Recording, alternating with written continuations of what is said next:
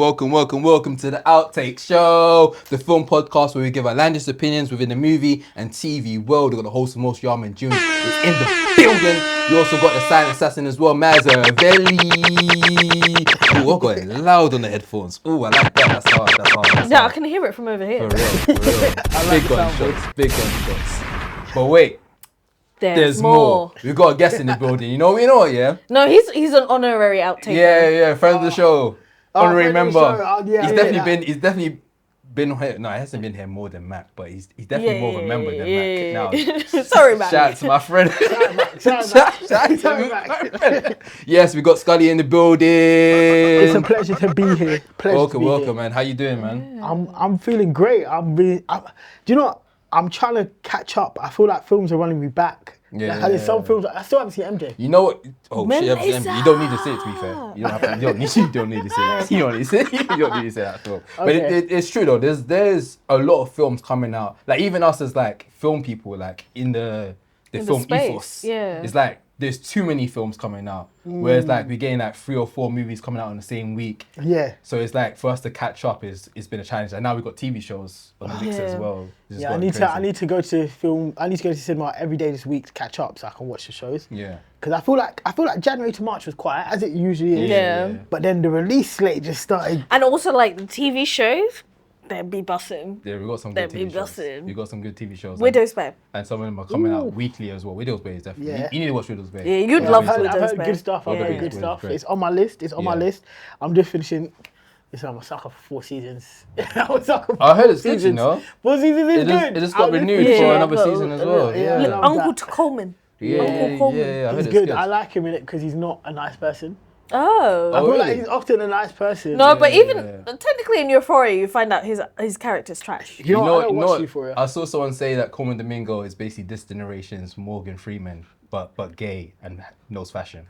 Yeah. Because of the iconic voice. Does have an iconic voice. I think he has an iconic look, and I think he's in that Samuel L. Jackson territory of he's casted to be himself. Yeah. Like he's not casted. He is a great actor, by the way, as is Samuel L. But they're both casted. Like when you write a character, he's always the cool uncle you go to. Yeah. That's the character he always does. Like in Sing Sing, Euphoria. Yeah. So he's written in like when they write that character, they know I want Colman to be this guy. Yeah. And I think he's really great. Except for Wicked. Oh.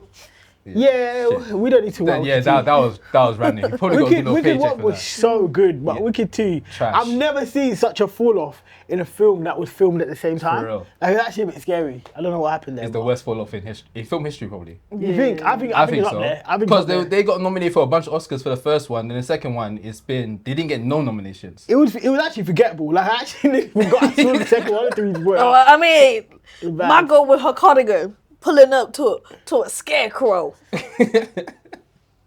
Trash. It's out there. Actually, no, the worst fall off is Gladiator, but again. Gladiator 2. That was bad.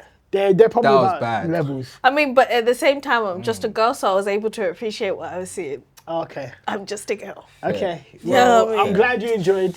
It's like Masters of the Universe. He-Man, he has the power for you.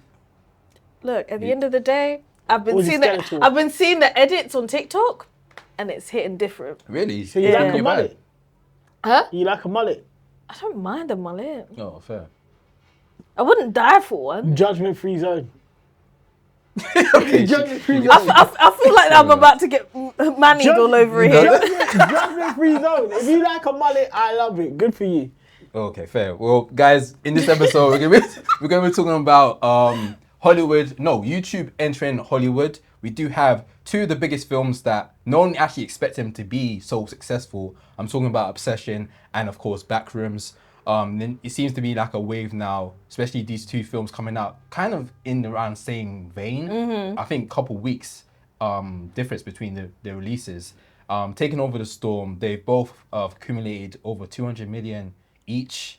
I think that Backrooms is now said to be one of A24's most highest grossing films. Obsession is definitely... And mind you, like Backrooms earned $10.4 million during its previews. Wow. For its domestically in the US. So just in the US alone. They think Backrooms is about to overtake Marty Supreme this week. Yeah. It's about to be their I most think profitable it's, film, yeah. full stop. That was a standard Yeah, anyway. I think it's like- gonna overtake. It's crazy to see. Have you seen Obsession? Yes. So like, it's great to get understanding of like what we think is now. It seems like we're now entering, which people are calling the YouTube era of Hollywood, where we're getting YouTube curators now entering the Hollywood space. Hollywood is becoming chronically online. 100%. It's feeding it. And we can be good, but also can be very bad, because now if they see something's working, they're gonna latch onto it a little bit Co-opt too much. Definitely. But overall, actually no. Before we get into the main grits of it, our thoughts on Obsession and Backrooms individually. Should we talk about Obsession first? Seeing that did come out first. Okay. Obviously created by Curry Barker, known for doing a lot of skits online. Yeah.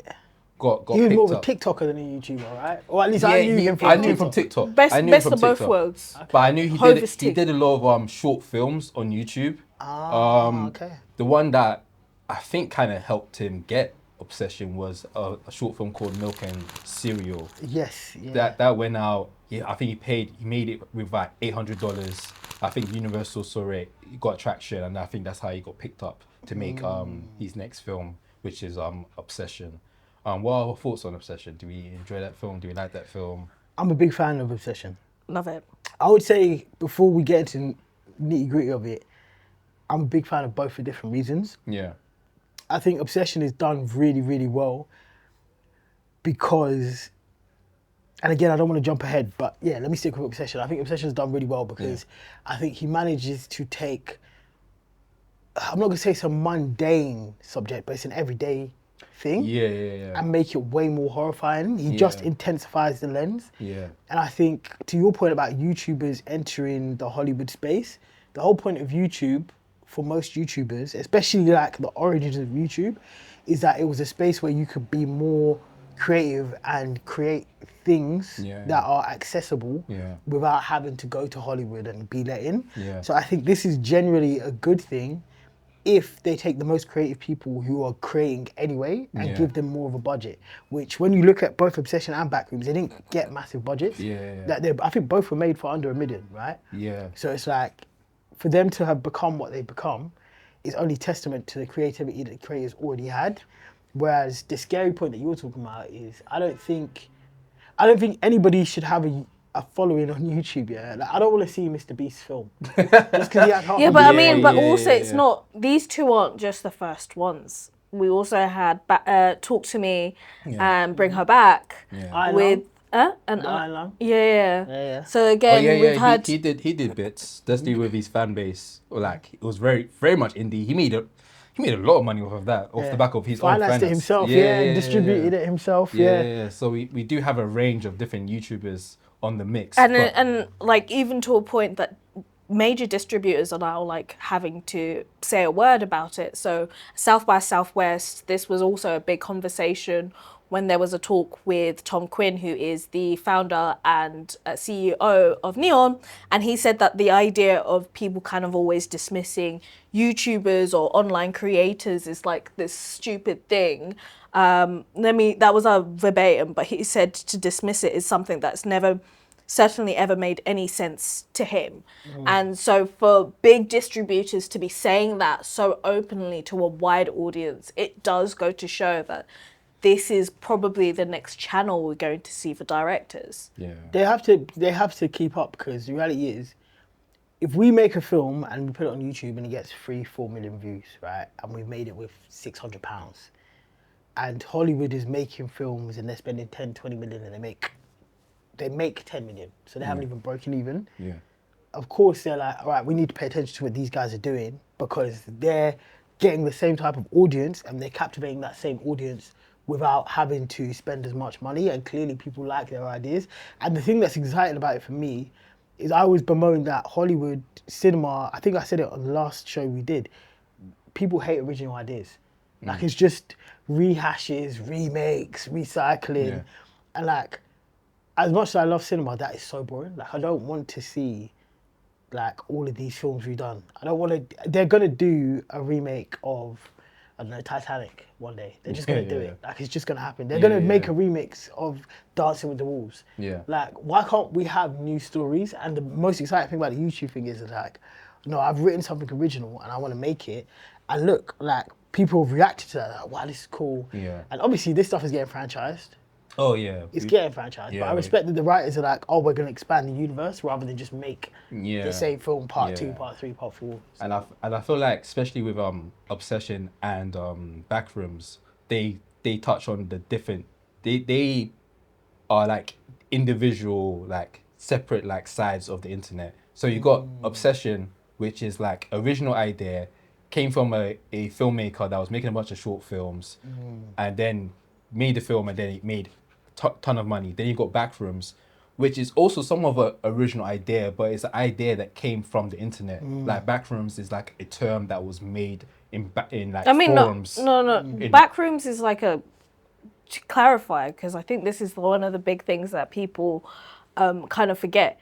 Backrooms is a terminology that's been there for ages. Yeah. They've used it by sociologists, by psychologists, because there's the idea of like the world is the stage and we're merely actors, everyone's acting a part, but then who you really are is who you are when you're in your back rooms. Okay. So that's the idea behind it. But this conversation became a bigger thing on 4chan and Tumblr, and that's where the idea started happening and cultivating. Reddit. Yeah, and Reddit as well. And it really started to cultivate, and it was like people were obsessed with this like weird eeriness, and this isn't a new idea for the internet. I mean, we had like salad fingers. This is something that everyone's kind of been always into, and then it's just tapping into that audience. Yeah. And I think the thing of liminal spaces. So I remember the original photo. I'm unk enough to remember the original photo. You love saying unk now, innit? I'm settling into it now. He's so unk, he loves saying unk. Yeah, I've settled into it. So when he says unk, I'm basically unk as well. Then I'm like, shit. You have to like accept it. Like I used to fight it. There was a certain age where I was like, nah, I'm not unk. And now I'm like, sometimes I go out and I'm like, whoa. I'm the oldest person in this room. Like, yeah, I had to accept it and age gracefully. And I remember when the original Backrooms photo went viral. So the space that the film is based on is a abandoned shopping mall in Delaware. And like, so that's why I said Reddit, because I remember someone posted on Reddit and they're like, imagine getting lost in here. And like, I love the theory of liminal spaces because they're scary and nobody really knows why they're scary. It's like, it's just eerie. Yeah, like certain things are unnerving. So like people always reference hospitals, which I think is kind of understandable why they're scary because people die in hospitals. Yeah. And people reference like airports. I remember one time, we were actually speaking about Calais off mic. I remember one time I went to Amsterdam and I got stuck, me and my boy got stuck in the ferry like port in Calais. Okay. Like the ferry left without us and we had to stay overnight. And it was like a backroom event, right? Like it was like we were the ferry port was huge. And like all the lights were off, and it was only when you walked to a certain spot one light would turn on. So we were stuck in this dark place, and it was one of the scariest nights of my life. Yeah. And I was like, wow, like they're making a film about liminal spaces. Like I've seen how terrifying that could be. Yeah. And I just think the idea of being able to find new scary things when we've lived so much, when there's barely any new original ideas, is sick. And I feel like these two films kind of capture that, because like Obsession is kind of like, it's kind of grounded in sense of like, it's not like over the top supernatural stuff happening. It's someone that's like essentially what the title is, like obsessed with you, so which is some people can find relatable or have somewhat of a connection with. Then Backrooms is something that the internet has somewhat of a connection with and kind of like kind of know as well.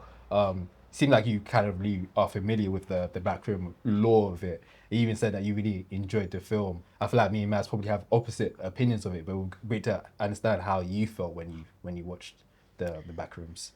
I thought Backrooms was great because I thought it was going to be, to what you said about internet lore, I thought it was going to be like a, kind of like just a jump scare with Slender Man, like a Slender Man. I think initially that's what and I think we've got a film called Slender Man as well. It's coming. Yeah, but I mean, like they're gonna be playing on that, and especially because we'd seen what the Backrooms version of Clark, the actor, it was adding into the idea of Slender Man. So that's what I thought it would be. Yeah, but I liked how it turned it on its head, and like, I guess I'm like I'm a big fan of psychology. That's Yeah, a weird yeah. thing to say, but I like psychology. I like the whole science of how mentally our minds work and all of this.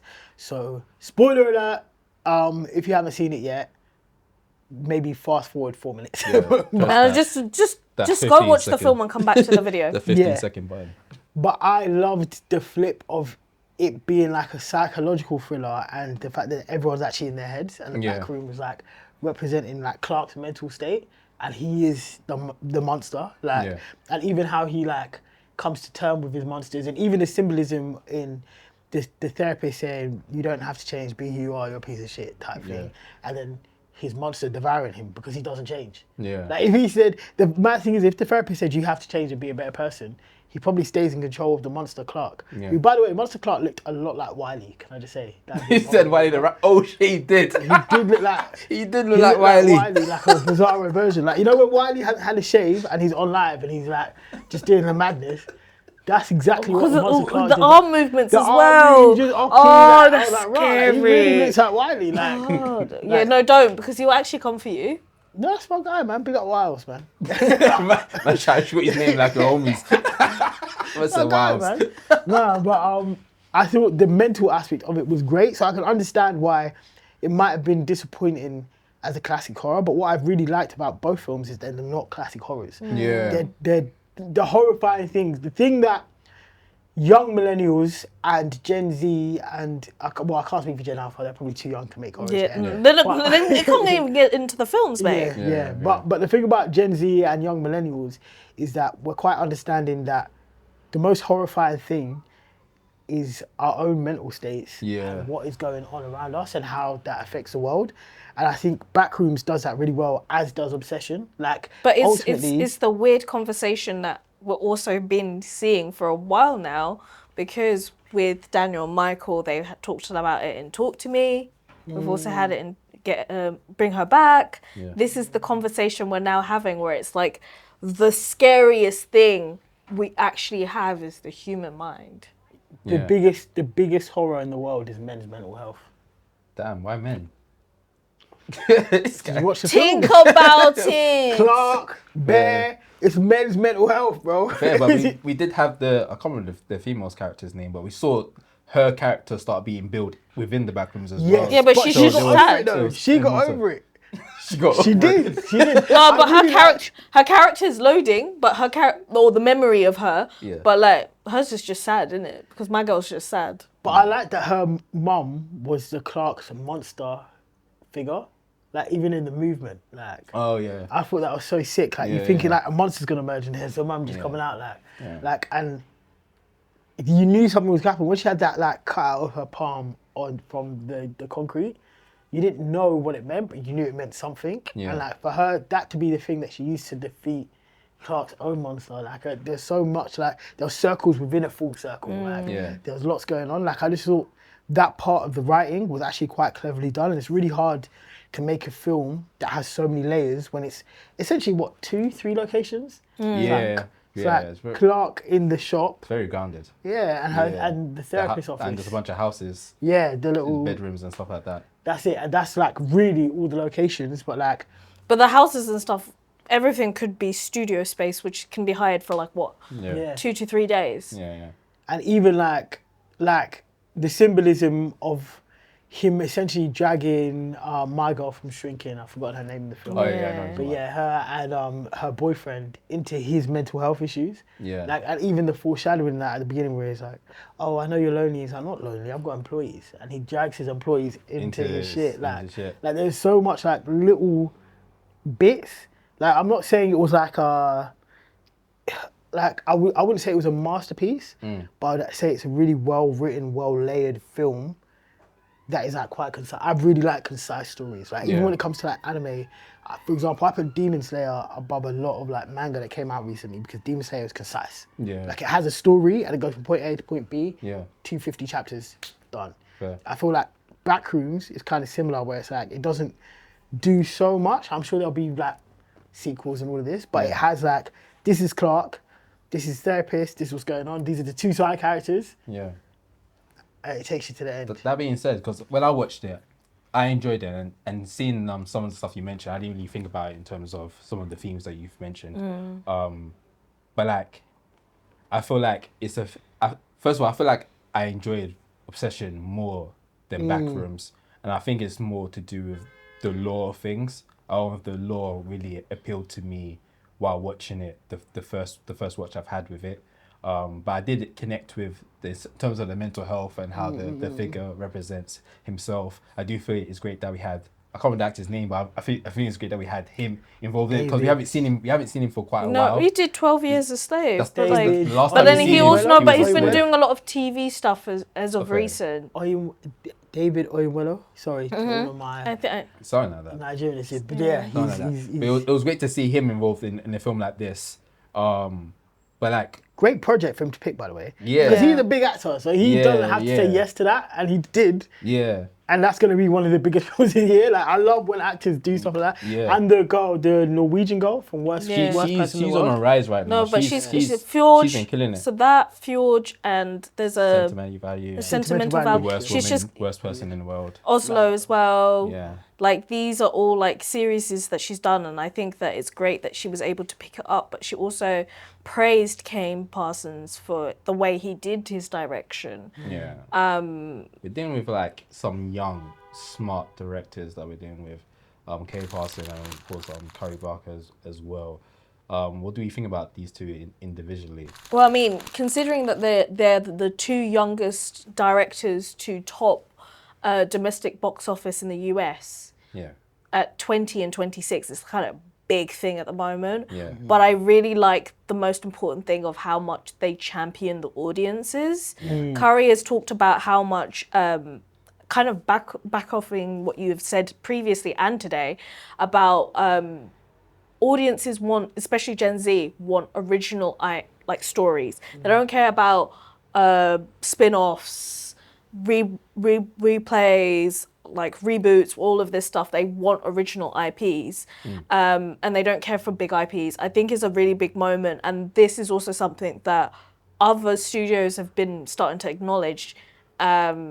And distributors. This is something that Tom Quinn also highlighted, that Gen Z's index is really more active when it comes to theatre and the cinema. So seeing directors be passionate about original IPs again is really important at a small budget. Yeah. I think it's impressive as well, the budgets they did it at, and like their dedication to the vision that they have. Yeah. So for Curry Barker, yeah, it's Curry who did Obsession, right? Yeah. Yeah. When it was picked up, they've asked him to rewrite it, and I guess this is actually again a good generational gap. Like, it shows a lot because he is Gen Z, being 26, and apparently the studio leads were like, "Yeah, we like the general premise of this, but you should rewrite it and make Bear the hero." And he was like, "Well, no, that like it has to be at least ambiguous, because that like is what makes it scarier. Like you follow Bear and you kind of think he's he is the main character, but you kind of think he might be the hero of this. And then like for me personally, when I left it, I thought Bear was the villain. Again. Oh no, he was. He's like the worst person. Yeah. He absolutely was. Like From I the thought he was beginning. the villain from when she's like, "How do you feel about me?" and he can't say it. I was like, Yeah. you He's tapped. at the very least you're a pussy. Yeah. And at the very worst, you are like just a bad human being. Yeah. And I think him leaving it ambiguous enough that you can decide, and I'm already seeing people watch it and kind of not really get that he is not a good person. Yeah. But also like show us all the time, all the ways in which he was a bad person. And having the courage to like the film was made for 800K. They offered him 2 million to rewrite Bear as the hero, and he said no.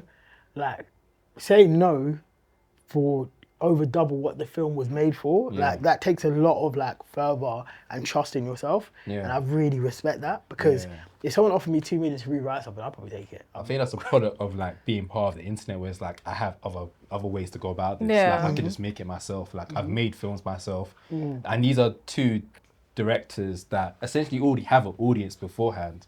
So like we have the leverage. It's not like you're just throw me in and kind of saying we can give you this and that. Like I have people that are I'm giving you willing to something, watch me yeah. already. So I think we're now dealing with directors that have like this creative vision and kind of are able to stick to it because there's other avenues and different ways for them to go about putting it out to the masses, which it was quite great to see. Inspirational. The only thing that I'm concerned about, and we're going to talk about race, because we're dealing with two white young male directors that are killing it. I do enjoy both films. I do think both creators are really smart and really great at what they're doing.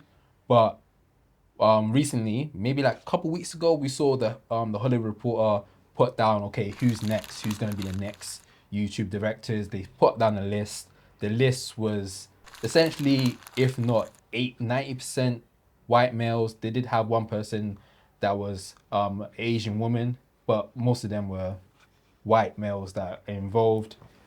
They do see two films doing crazy numbers. They are made by white male directors. Are they now going to push forward of like, okay, let's find someone on YouTube? White men are back. But- Chance America.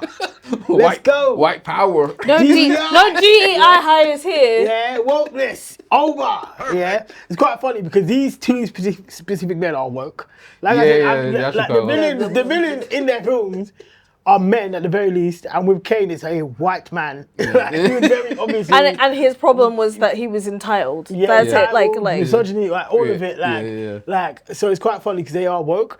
And I thought you were gonna go with the fact that like he didn't put any black characters in his film, because I've actually seen people say that.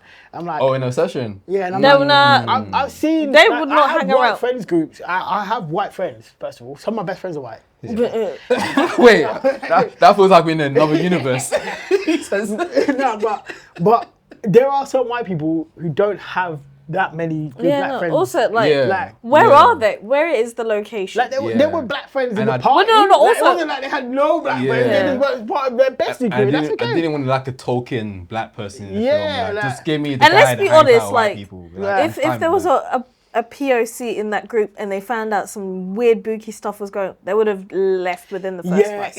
Ian, his friend was too calm. Because if you're my boy, and you like this girl has never liked you, and even worse, And I chopped her already. sleeping with her, and I'm already sleeping with her, and the next week, she's never leaving your yard, I'll say, yo, brother, something's going on. Also, why Let did me he talk say, to her. why did he admit it from the jump? Oh, by the way, yeah, I chopped it. Do you know what I mean? Like, Oh no, Ian was a snake. that was Yeah, he was snake. I think Sarah was the only good person in that film. Oh, the other 100%. friend. Yeah. Like, I Mind think you, she could have she'd been had When she open. had attentions, no, she had, no, she wanted to but get she was Yeah, always even as open well. about it. She never lied that Yeah. she didn't like him. It was kind of bait. Yeah. from the off. Yeah. And I think maybe she could have admitted it earlier, but like she didn't know that he was gonna wish. She was confused. She had no idea what was going on, So she yeah. was like, "Wait, when did this happen?" Well, okay, I better tell you. And then she does tell him, and She dies. But other than that, Ian was a terrible person, because if you're my boy, at the stage that you start dating, even if I have no idea what's going on, I have to be like, yo, brother, I'm really happy. If you like her, it's cool, but you should know. Yeah. You should know He this, was setting yeah. up for failure. Yeah, He's setting up yeah, for failure, because I've been chopping it. Every time she's going home, I'm driving her home, then I'm driving her. I'm chopping. Yeah, like that's Like- that's my side piece. Yeah. Yeah, you gotta make it the main girl. That's fine, but you should know this. Yeah. Bear actually is like, he's deplorable on so many levels. So let's start with the fact that he's a pussy. Yeah. Let's actually just start with the He's fact that he's definitely a a pussy. pussy. Like, Which is funny because his name's a bear. like, Well, what's worse, a man or a bear? Boom! yeah. Do you think he did that on purpose? Because I've seen people talk about that. And I No, think it's a maybe he wider conversation. I think it is. I think it is. it was. I think Curry's very intentional. I think he's a really good writer as well, and I think he probably added that in. And that conversation such. happened like 2 years ago. Yeah. So, yeah. Yeah. I And it's think, chronically online as well, for sure. So yeah, they both are. They Yeah. haven't made to it. I just think he was a top tier pussy. I've started to think, like, as time went on, I think I might go see it again, But as time goes on, I've started to think that maybe, was it his aunt or his grandma he lived with? who? No, his grandma. It was. I think it was grandma's house, but she passed away. She and passed, she yeah. gave him the house. I'm and starting to think that he didn't look after her well. Oh. Like, I mean, the cat died as well, so he's like, he's not really good at taking care of and he's things. making it seem like the cat died, like, or like he's telling everyone my cat died. No, your cat ate your pills, bro. Yeah. Because you didn't put them on. Those pills, a cat doesn't have thumbs. You can't open that. Yeah. You left the pills out. Oh no, you left them open. Yeah. So the cat knocked it down and ate it. Yeah. Like, I think he's not attentive, and I think the same thing, whether definitely accidentally, but it would have happened to his grandma. Yeah. not grandma. You think he killed his grandma? Not grandma, but didn't Not take like- care of not her. like a- yeah. She got to give her medication. Yeah. She had the Tuesday pills. She didn't get them. Didn't have he enough got Thursdays nutrients, he instead. wasn't feeding her right, like he didn't make her soup, all of this. Like, I just think he's just a careless person. Yeah, I think so too. No, he's whatless for Yeah, sure. He's definitely And even worse than whatless is like, because people can be unintentionally whatless. Like you can actually just not know any better. Yeah. But he actually wasn't an idiot. And it was like certain things he Yeah. did in that film, yeah. Like from the off when she wakes up from like the other Nikki. And then she's like, so please it's not just kill me. It's like, is it that bad being with me? But And I think that locks into how much he would like. I think the film really plays with the idea of love and obsession. Like, I think even when it was in the car, she was talking about different themes when she was like normal and she was herself. She was talking about being a writer. Yeah, and she was talking like, about but difference. my version of love isn't like conventional. So I was thinking, oh, you got some problems in it. Yeah. Because no, she enjoyed intimacy. She had an unhealthy relationship with men. Right? Let's start there. 100%. Yeah, she's toxic. Let me not listen. I And don't want to she's a get my druggie. She was a misogyny back. druggie as well. I don't want to get my misogyny back. She was popping pills. He's dropping in the misogyny She was back. popping pills as well. She was No, he's druggie. going too far. I don't know. She was was a trying a druggie. little Molly. She was a trying little Molly. She had a little money. They said Past they were the concerned. They were Cavassier. concerned about her. Yeah, They're like, she also, had a past. you know She had how a past. Americans be as well. Like you have 3 drinks, they're like, oh, she's an alcoholic. Yeah, like they can't drink. Nah, Like, bro. She was. I don't know if she was a juggie. She just had some Molly at Coachella or whatever. Like, I'm not gonna call her a juggie, but I will say is she hated her dad. Yeah, For sure. she was even with Ian, who didn't really rate her. Yeah, But so she didn't already had even a rate complex- him. Yeah, so there was a complex relationship with men. So this is what I'm saying. She saw sex as like just an itch that was to be scratched. Yeah. And she actually enjoyed the intimacy she had with Bear as a friend. Yeah. Like actually compartmentalized those two things. Yeah. Whereas Bear, which is also unhealthy, but on the other spectrum, was like, oh, we are really intimate friends, and I enjoy my time with you, which means we should be perfect together. I think that, which is a wider conversation about platonic relationships Yeah. and how people view intimacy in platonic relationships. So this is why I preferred Obsession, because it talked about real conversations. It talked about woo-woo-ness, talked about this idea of like sometimes men aren't able to establish that there's this barrier. She'd clearly established for herself and it's been ignored, and it's like this wider conversation that's been happening online and offline. I think it's interesting because I think he actually wrote it. I believe he had a co-writer, right? And I think he wrote it super ambiguously on purpose. Apparently, the first draft was Bear supposed to be set up as a straight-up villain. I mean, Okay. mind you, the premises was based off of a Simpsons episode. You know, the monkey paw one where Bart's yeah. So that's what it's classic one. I know that one. But I think the final draft was a lot more ambiguous. I still see Bear as a pure villain, personally. Same. But I do think it was a bit more ambiguous because there is, even in that car bit, it's almost like she's setting him up to be like, do you like me? So if he could say, she'd be like, oh, like maybe we could explore this. But he never really says it, so it doesn't go anywhere. Yeah. Like, I understand that she's sleeping with Ian and she said, oh, you're like a brother to me. But there is enough ambiguous there that if he'd said it to her then, maybe they would have at least... I think the most important thing was he should have just expressed himself. Yeah, 100%. Yeah. And Regardless. that was the thing. He had to take action. Yeah. His whole life was shit because he refused to take action. Yeah. That's actually the bottom line. He was always waiting on other people to do the action for him. Yeah. And I think that was the thing that really annoyed me or grated me. And it was a thing that me and Junior would be like, oh, bruv, like just say the thing. Like, bro, just do the thing. Sometimes it was laid for him to just, he just had to say it now. Yeah. Even she asked him, like, do you like me? Because she wanted to just rip she the went to bandage say, and like, yeah. yo, like, can you just get this over and done with? But like, of course, he didn't do that. And then when he sees to get like this obsession or make this wish come true, and when he knows that it's actually a wish, and he finds out that there is another version of her, the real version of her trapped inside there, he instead of like going, I'm gonna fix this and that, he's just like, yo, like, why is it so hard to like... I'd rather have you possessed by a demon Yeah. than be free and happy. And it was like, Yeah. it was a thing of like, you can hear her suffering. Yeah. That to me is mental. Yeah, and he was chopping as well. That was rape.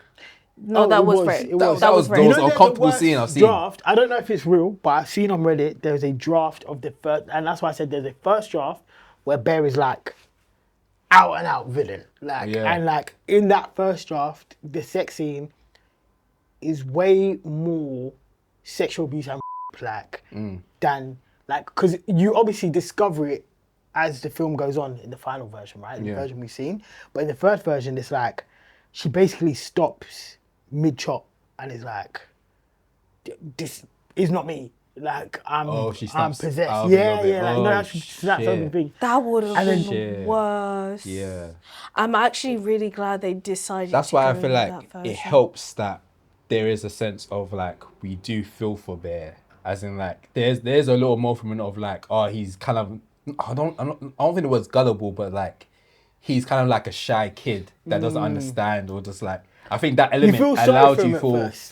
feel for him enough where like he's clearly a villain, but not so much so where it's blatantly where you go, okay, he's doing this attentively. He's kind of like doing it. But also, I think it's an important thing because then you start to realize the importance of consent.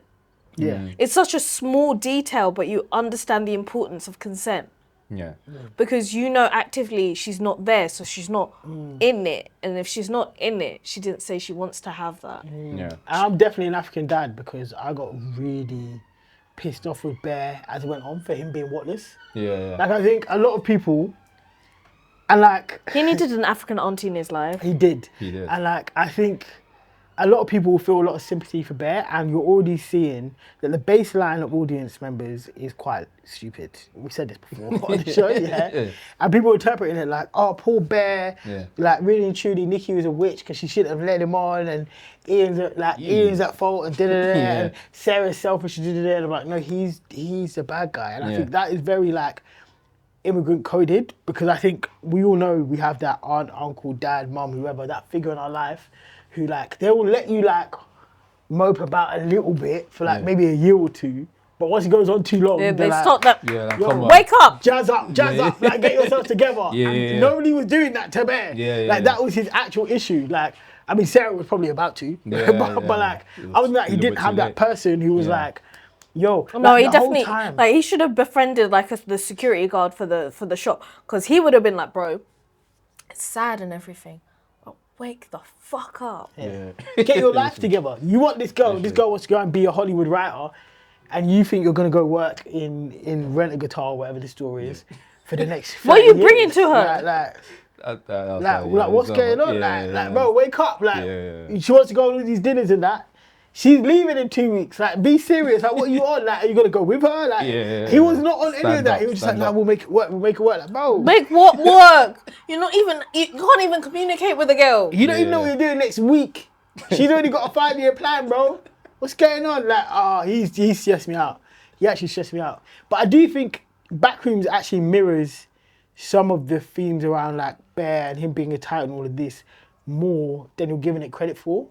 Because that bit of like, obviously the penultimate scene where Clark is talking to his therapist and he's tied her down and he's talking about the argument with his wife. And then she's basically like, you're the loser. You're the reason why you have all these problems. Yeah. That is Bear. Yeah. That is Bear. She's literally telling him like, yo, like if you just stood up and like if you weren't getting drunk every night and would just speak to your wife like a And normal took person, accountability. you would still be with her, but you couldn't, which is why she's left you. Like, it had nothing to do with all of like, oh, she was treating me harshly. Like, you would turn up after work at 1 a.m. After they've gone to the pub Drunk all night. as well. Like, And you're wondering why she's not going to classes. She's stressed.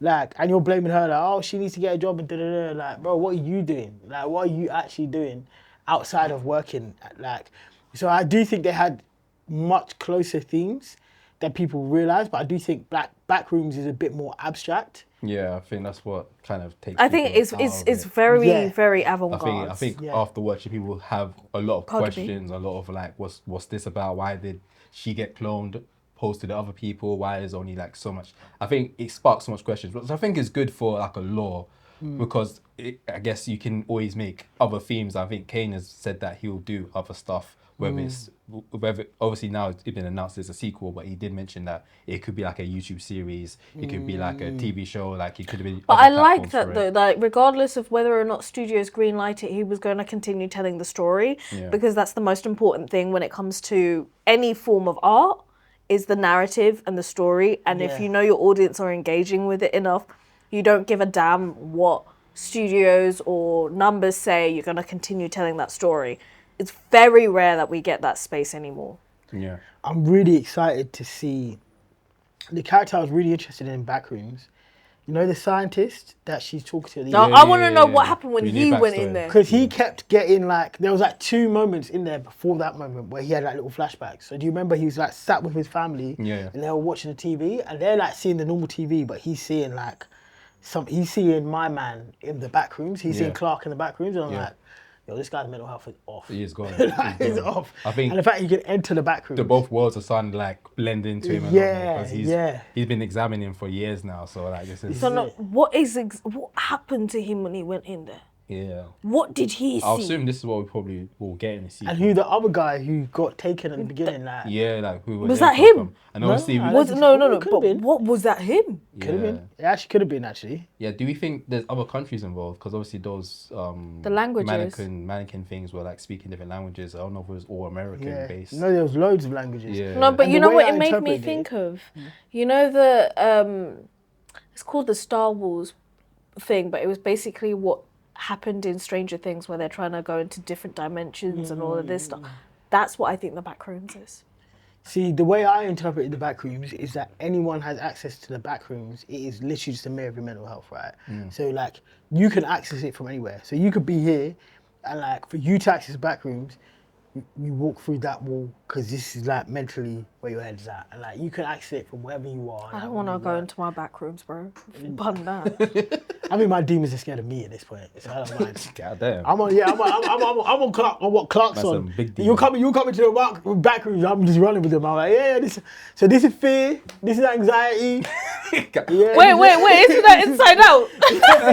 Like, guys, man, they'll be running. Yeah, I'll be like Riley. I'll be running with them. No. But I think my interpretation of it was that anyone could access their back rooms and they could look similar or different to anyone, but like the monster is going to be specific to you. Like Clark's was his ridiculous version of his. Obviously, he wanted to be an architect, but he was selling discount sofas on local TV. Yeah. Like A pirate sultan. which, by the way, really annoyed me from the off. Before they brought it up in the film, I was like, so why is he saying he's Captain Clark, but it says Ottoman Empire? Like, which one? No. When he said it in the thing, I was like, yeah. I turned Big around, I words. was like, nah, because which one is it? Why does it say Ottoman Empire, but he's Captain Clark? Like, are you a pirate or are you a Turkish soldier? Budget cuts, man. I only agreed to one thing. I can't change it now. Nah, man, he's stressing me out. But I liked that it was a twisted version of a version of himself that he hated. Yeah. It was very ego deaf, and I think, that would be interesting because you could find so many people's back rooms and everyone would be different. Like, for example, Dennis Rodman. God knows what his back room is. No, you know who's one. I didn't know any backrooms. You want to know whose backroom I want? Shit. Doja Cat. Doja Cat. She was in there, You'd man. be overstimulated. You'd be overstimulated. I know. It'll be crazy. It would look like the worst version That'd look of like hell. 4chan mixed with... Tiny Chat. Tiny Chat? Yeah, Yeah. okay, 4chan and Tiny Chat. And I was going to say like a Little Pop, whatever it is. You know, they're like kids' TV. Oh yeah. Yeah, like, it would be like a twisted, racist, horrible... Oh shit, yeah, it's gonna like, be hilarious. version You see bare of that. Nazis in Yeah. there. Mind you, Mickey Mouse is actually a minstrel, so Yeah, I think she should be on that. Yeah. I think she should be on that. I think it would be like a very dark Disneyland. Like Yeah, the most 100%. horrifying version. With South Park. Mickey Mouse isn't racist, Disney. Okay, yeah. Well, with the rise of obviously these internet directors, I don't like saying internet directors, but people from the internet that are now going into like filmmaking. Is there any films or any like stuff you've seen within the internet that you think will be good for Hollywood to now tackle and make into the next Hollywood film? Oh my god, there's so much. You know me, like I've seen. We had Rachel Ormond. That was a good one. That was a nice conversation. www.rachelormond.com. The film, Yeah, that was a nice one. The Woman in the Bear conversation, I think Manosphere would be good, but I think there's a danger that it would glamorize the Manosphere. It depends. I think there's a timeline, there's a story where you can actually do something with justice. Yeah. If there was, because I don't think everyone fully understands the Manosphere and what that. Like we had a documentary, but I mean, we did have explain. Spree, Yeah. But because Spree was really funny rather than more horror version, Yeah. and that was actually based off of the YouTuber that went around Yeah. shooting loads of women, because it was the way it was done, it was just like, but I think that would be a really scary one. Yeah. I was just checking. Kane Parsons did have a co-writing collaborator called Will Siddick Yeah. for Backrooms, and he's looking for a second one for Backrooms too. You're looking for a second one? Oh, okay. Yeah, I thought 'cause you, he's snaked, like, I thought you oh, snaked no. him. No, I saw him saying he's looking for writers. I thought he was like, I thought you had one. no. He's well, maybe he's moved on for this Yeah. guy. Maybe he'll come back, but he wants another co-writing collaborator, which is a good thing to acknowledge. Like, yo, I'm 20, I'm still putting stuff together. I'd like to work with someone. Yeah. I think in terms of stuff the internet could pick up, yeah, the Manosphere is an obvious one. I think it's difficult because the Manosphere is so all-encompassing and it's so complex. It's not easy to Yeah. just make like one thing. Yeah. So I think you have to focus in on something. Like, I think you can make a really interesting, almost Smash and Machine type film on Andrew Tate. Ooh. That would be hilarious. Ooh. It'll be hilarious. It'll be dark. There'll be Yeah. some proper like Yeah. dark bits. Who would you want to Ridiculousness. play that?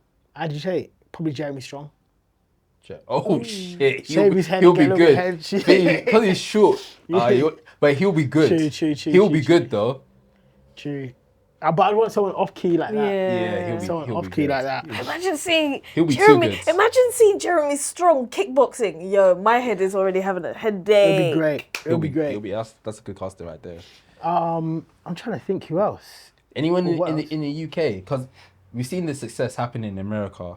And is anyone in the UK that will be privileged to this? We've seen it in smaller scales. Of course, we I see. would love short films on ridiculous internet UK memes. What? That'd be Oh amazing. shit! Like an You can't anthology see series. me. Like an anthology series. Yeah. Or Scottish TikTok No, alone. it was, wait, suck yourself, you dusty look on you. You want to see a backstory on that? Yeah, like a little 20 Like, minutes. why like a did she short say that? anthology. Yeah, like who is she? Like, or the girl who goes around finding deadbeat baby dads. Oh, Oh yeah, there was a I did not find that one. That's What? crazy. That'd be great. On Tumblr. What's his name again? Tiwana. What's his name again? The Zimbabwean guy that was looking for the. She was looking for the Zimbabwean guy the whole time, and she was pronouncing his name wrong, and I was just sitting there getting more aggravated. But yeah, there's this the viral TikTok. This girl is saying, oh, I can't remember his name, but she says his name. She repeats it like 4 times. She says, I'm looking for you. Yeah, you don't pay your child support. Mind you, she's because he's got a Zimbabwean name. She's pronouncing his name incorrect. Wrong the whole time, and everyone trying to do the research and they've gone off the wrong name. Mbama. Americans were getting involved. They're like, I don't know who this guy is. But At one point, he got a shout on Capital. Yeah. Do you know what I mean? Like, it was serious. There's a recent one I saw of a girl who pressed her best friend's deadbeat baby dad in the gym. Oh shit! And he's like, Embarrassing. you'll come here to disturb my peace. She's like, nah, you pay £10.20 a week for transport, and some weeks you don't even pay it. Like, like on him. £10.20. I'd love that. Deadbeat baby dad hunters. I would make that film. I'd make that film. It'd be like 2 parts Dog the Bounty That Hunter. sounds like more of like a reality show. Than Yeah, that sounds like Maury, bro. No, it'll be mockumentary style. It'll be like Parks and Rec. It'll be like a little bit like Dog the Bounty Hunter, but you know, a bit like Widows as well. Like, No, but like also there's some like weird stuff that goes on in them villages. You know what I mean? Like them. That's what you wanna see. Them shires. I feel like what's his name? Simon Pegg. Yeah. I feel like they did that really well with their Cornetto trilogy. Yeah, but And like it was great. that kind of even more bookier stuff happens there, and you know how half of these empty castles are like haunted and stuff. That kind of vibe. I actually have a short film trilogy written that I want to make in the next couple of years. I'm not going to tell you what it is on camera. Obviously. Because it's really absurdist. Yeah. It is like very like, it's a little bit like Atlanta, it's a little bit like Backrooms. Oh, fair. Like it's super absurdist. Is it coming? Is it a similar vein in terms of like a story that's coming from the internet? No, it's a story coming from the end. It's stuff I've seen Yeah. on estates. And I'm like, yo, this is mad because it can just. Fair. What am I saying? Seeing come. Yeah. Seeing come. But when I say it, it will make so much sense. And Also, I'm like sorry to I'd listeners want that I something. can't I'd tell want you. something about Stonehenge. Stonehenge would be great. Something about Stonehenge is just like. Yeah. That's weird, bro. Like, how did you Stonehenge would be get there? great. No. We're just brainstorming Why? Stonehenge How did Stonehenge would get be there? great. Yeah, how did it get here? And why is it there? There's different laws within the UK. Yeah, like, I would want Joking something brother. about like crackheads with superpowers. Oh no, I've been saying this. No, crackheads have superpowers. Yeah. Like it'll be a little bit like what's that film with Will Supercell. Smith? No. No, what's the one with Will Smith? What? Hitchcock. Hitchcock. Yeah. Be like Hitchcock. Well, it's What, crackheads. with crackheads, yeah. What the hell? So 'Cause crackheads so be having what superpowers, bro. takes away their powers when they don't take crack? Yeah. Because in If they Hitchcock, stay if he's sober next for to his too long, partner, yeah, like if they're sober for too long, the powers just go. Yes, it's No, but wouldn't that like glamorize drug use? No, Yes, it does. Because It fully does. It's in their genealogy. Crack No. activates it. They're not humans. The crack activates Hey, it. cancel So this one, bro. we think they're crackheads, but they're not crackheads. They're a different ex-superior race, pre-Neanderthal. I redraft that one. There's something there. Hey, listen, there's something there. Walk with me. No, me. because If you wanna co-write this if with me, it's crack, reach out. you can't walk. Man said I'm looking for writers. Yeah, I am. Going down. I'm saying there's something there because we all know them crackheads with superpowers, man. We do, but I don't know if it'll be good for like a feature film. Nah, man. I'm not going to glamorize it, but I'm also not going to demonize them either. Fair enough. Well, Yeah. well, you can message Scully on his socials on any way to figure out on how to make the crack superhero films What would you do? You didn't tell us. from the internet. I'm still thinking about Stonehenge. I'm trying to think what I would want from the internet. in You terms know of what would be story. a good story? Gentrification. It would be good. You could basically remake Apocalypse, but in like 2026. I see how Apocalypse at the end the ships pull up, and then like. But all you see is like cycling bikes, and they're all like they're all like bikes. Yeah, literally. I And think it'd be good. it's Clapham 2010. Yeah, I think that'd be sick. And it's bare Australian accents. But hey, mate, where's the best place to drink? Anyone want to go to Fulham? You lot are I'd good watch at that. Australian accents still. Oh, I what's mean, that I've been still? meant to. But how many of you would watch that? I would I'd watch watch it. it. We need I mean, that's a multiple. pure horror. Bare Australians turn up and Clapham is horror. Sorry to the. Hey, guys. Well, they're already there now, no? Yeah. Yeah. Clapham is little Australia. Yeah, it is. It's mad because when you think about it, London is just different principalities of different nationalities Yeah, it is. in different places now. Yeah. Was it Edgware Road? Just Shout Middle out my East. Moroccans. Yeah, Yeah, shout out my Middle Moroccans. Yeah. Woolwich and Thamesmead, Nigeria. Elephant and Castle. Hey, Colombians are taking over. Man, yeah, all the way down to Stockwell now. They're even branching out. They're branching out. Yeah, man. Oh shit, they're taking What do over you mean? land. What do you Yeah, mean? that's- What do you mean? They're that's- getting towards Streatham now. They're actually getting close to Oh home. shit. I went to a pub the other day. I was going to play pool with my boys. They said, "Oh, no, the Colombians come here to play pool now." Oh On Mondays. shit. I I said, said "What?" in your land. Yeah, what's going on? What's all this? Oh shit. This is Brixton Hill, brother. Oh, This shit. is for the Jamaicans, bro. Yeah. It's over, fam. The Caribbeans, man. Ghanaians, Losing land. Jamaicans. I'm saying Ghanaians run Where did the Ghanaians? Tottenham. Tottenham. Yeah, specifically I thought the Broadwater Farm. Congolese took over a little bit. The Congolese are all. They are in Broadwater Farm, but it's Yeah. mainly Ghanaian and Jamaican. Oh, fair. That's why you have the most half Ghanaian, half Jamaican people from Broadwater Farm. Fair enough, factually. fair enough. What's Hackney? Hackney's just Hackney's Hackney's. Hackney's fallen. the Shires, man. Hackney, yeah, Hackney. Hackney's lost. Hackney's the fallen. Shires. Hackney. There's You a, know there's, what? a, there's a golem in the That- corner. Yeah. That'll be my film still. Yeah, Hackney to Leytonstone. What Hackney turned into. Yeah. Well, just the other day I was heard someone talking in Soho talking about Hackney. Obviously it was two white people in it. It's like, yeah, Hackney's cool. I'm like, huh? Murder Mile, you know. Yeah. I want to get a T-shirt saying "Make Hackney dangerous again." I respect it. I respect it. Hackney has fallen, man. What do you mean? I see people from Gloucester going to my church for carol service this year who don't go to my church. Yeah. But they're shit. like, oh, yeah, my church is in Hackney. They're Yeah. like, oh, yeah, it's a motor. I said, Huh? Oh yeah, because I saw they had to block off the road because there was too many people at the carol service. Oh shit. say Hackney. Yeah. That's yeah. Oh shit. Hackney's gone, man. Hackney's fallen, man. Atlanta, shout Atlanta. There's no Atlanta. Atlanta. There's no Atlanta. Yeah. Lewisham's Atlanta, next. Atlanta. So all we can do is Hollywood Green, and that's it. We're staying. That's the only one. Fair enough. Well, on that note, thank you guys for watching. Thank you guys for tuning in. Until next time.